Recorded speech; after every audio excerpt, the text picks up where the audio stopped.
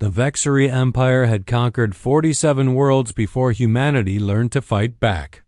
Now, after 3 years of brutal warfare, Sergeant Kira Vault stood among the ruins of the Empire's outer defenses, watching the sky above the hive world burn with the colors of dying ships. "All squads, this is command," the voice crackled through her helmet. "We've breached the orbital ring. The Queen's palace is exposed." Kira's gaunted hand tightened around her plasma rifle as she surveyed the battlefield. Marine platoons advanced through forests of crystalline spires that had once served as bioorganic weapons platforms. Now they stood dark and lifeless, their psychic cores shattered by human artillery.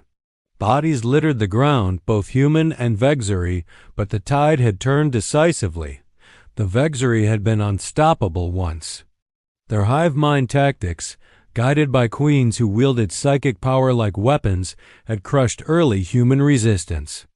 Kira remembered her homeworld's fall, the screams of colonists as Vexari warriors chitinous nightmares. Standing 8 feet tall tore through defensive positions with contemptuous ease. But humanity adapted. They learned to block psychic attacks, developed weapons that disrupted hive communications, and most importantly, they learned to break the connection between queens and their drones. Cut off the head, and the body died. "Alpha Team, advance on the palace entrance," Lieutenant Chen ordered. "We end this today." Kira moved with her squad through the twisting corridors of the outer palace. The walls pulsed with sickly bioluminescence, veins of energy dying as the hive mind weakened. Vexari warriors emerged from side chambers, but these were different from the coordinated terrors they'd faced before. These moved erratically, their compound eyes flickering with confusion as the Queen's mental grip faltered. The firefight was brief and brutal. Plasma bolts carved through chitin armor, and human battle cries echoed through halls designed for silent psychic communion. Kira's rifle overheated after dropping 3 warriors, their ichor splashing across ancient walls carved with conquest glyphs. "Contact front!" Someone screamed, and then the ceiling exploded. Elite guards, the Queen's personal protectors, descended on wings of crystalline membrane. These were larger, faster, their carapaces reinforced with biometal alloys.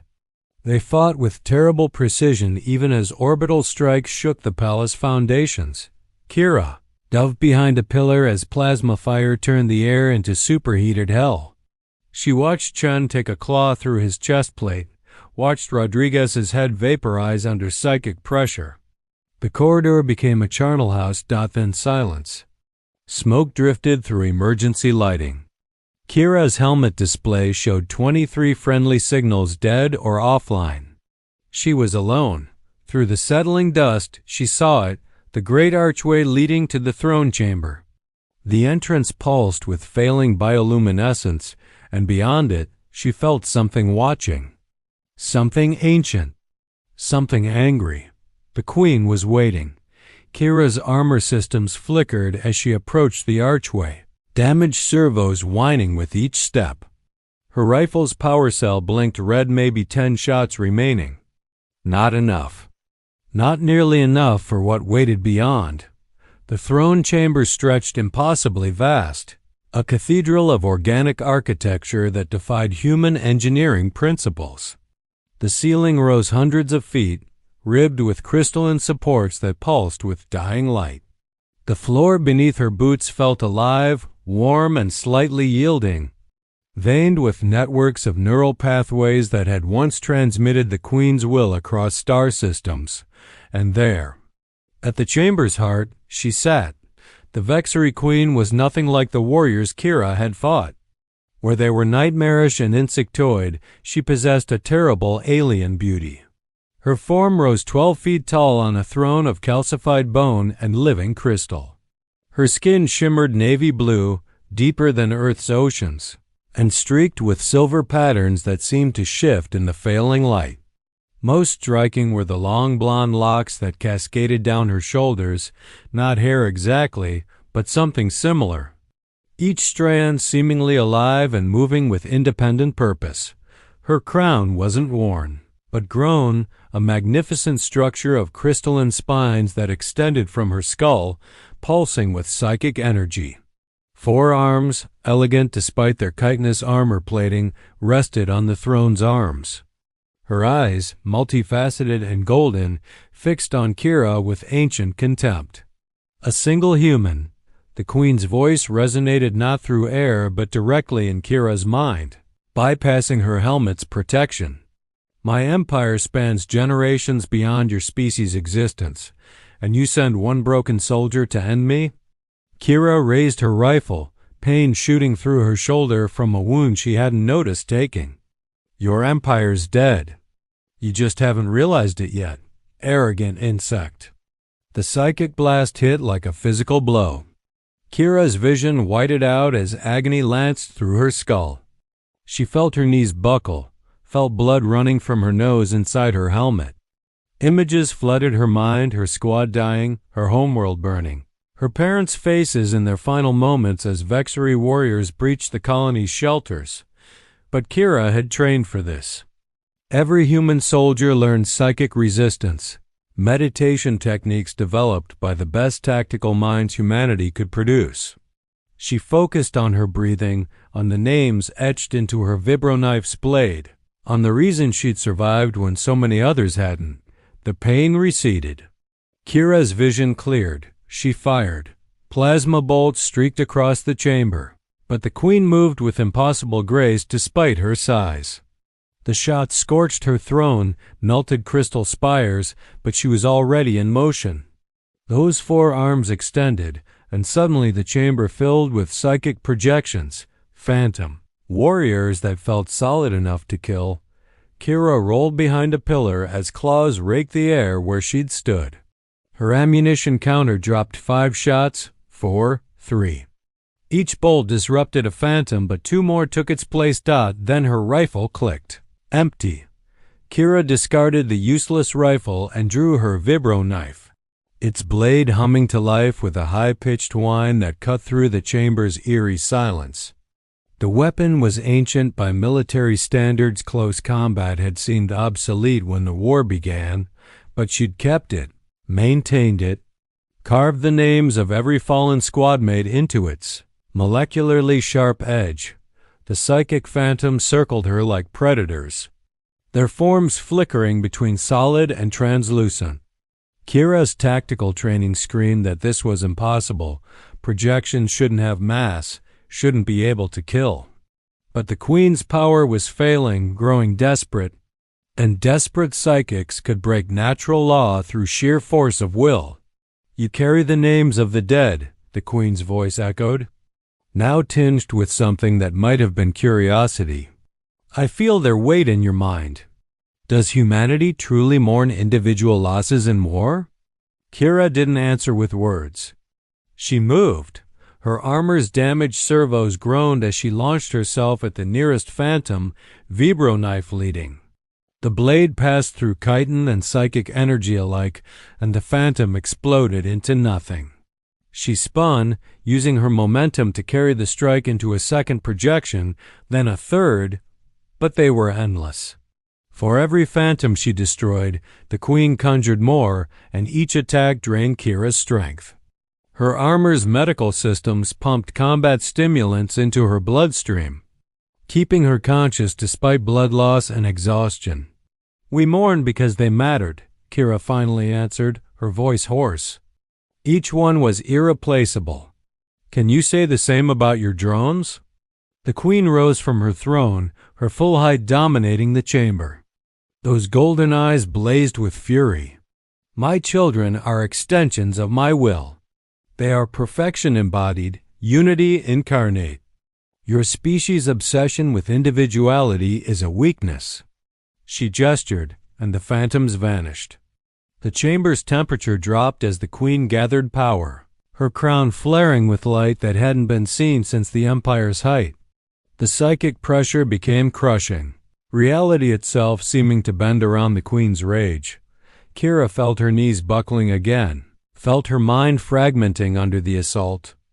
The queen was showing her visions, now human colonies burning, fleets shattered, Earth itself cracking under Vexery bombardment.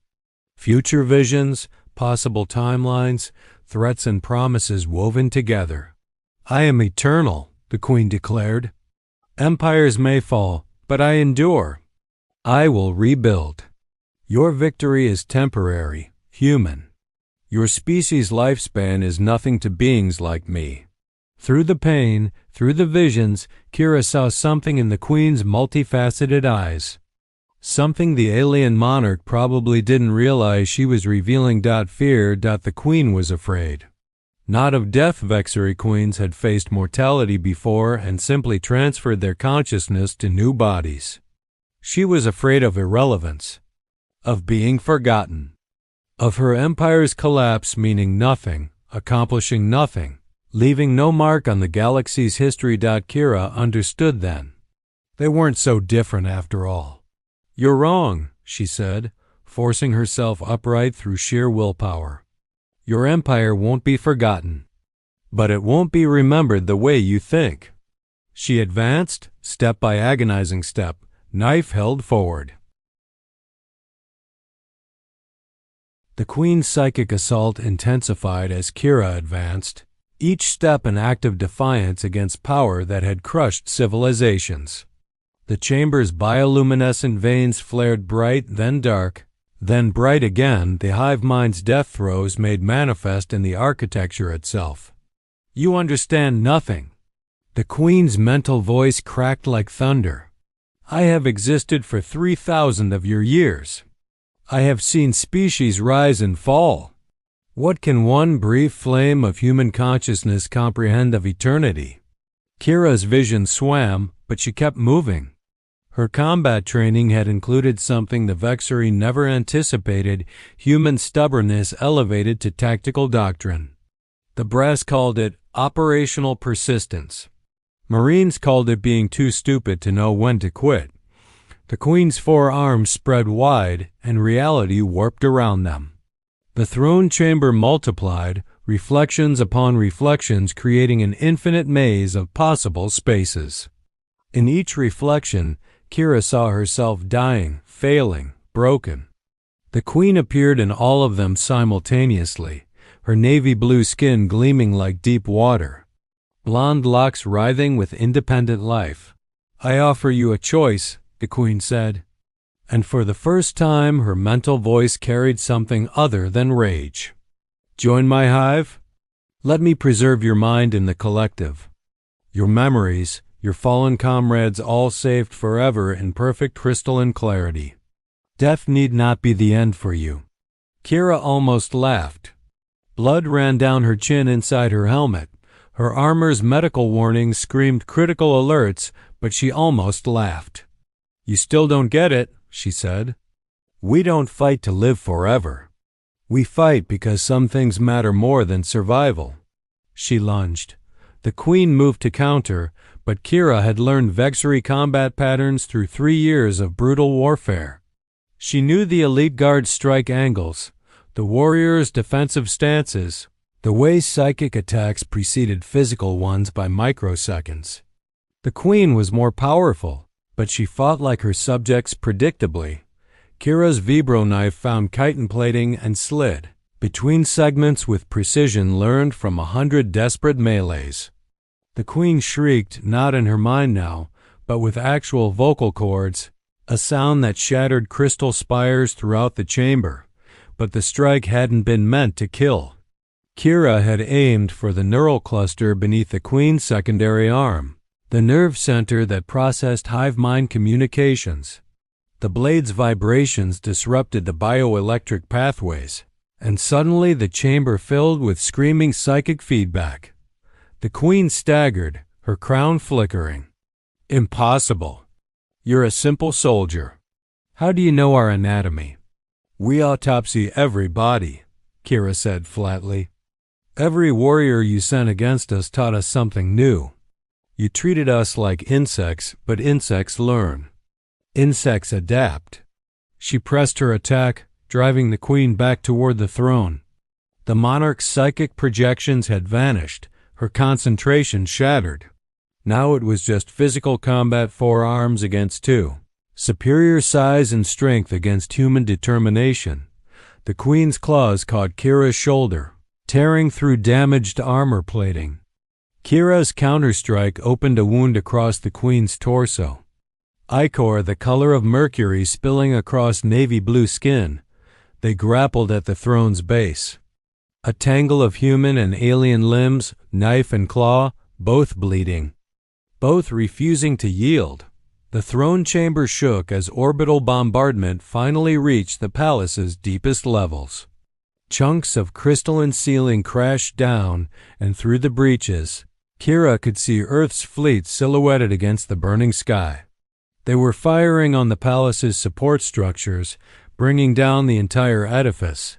The Queen saw it too. Her golden eyes widened with understanding. This had never been about a duel. Humanity had sent Kira to distract, to ensure the Queen remained in place while they destroyed everything around her. Treachery, the Queen hissed, her mental voice weak now, flickering. You sacrifice yourself for nothing. Not nothing, Kira replied. She'd managed to pin 2 of the Queen's arms against the throne, her vibro knife pressed against the base of the crystalline crown. For everyone you took from us, for every world you burned, for the chance that no one else has to lose what I lost. The Queen's blonde locks wrapped around Kira's helmet, trying to crush it, but the human's free hand found purchase on the crown itself.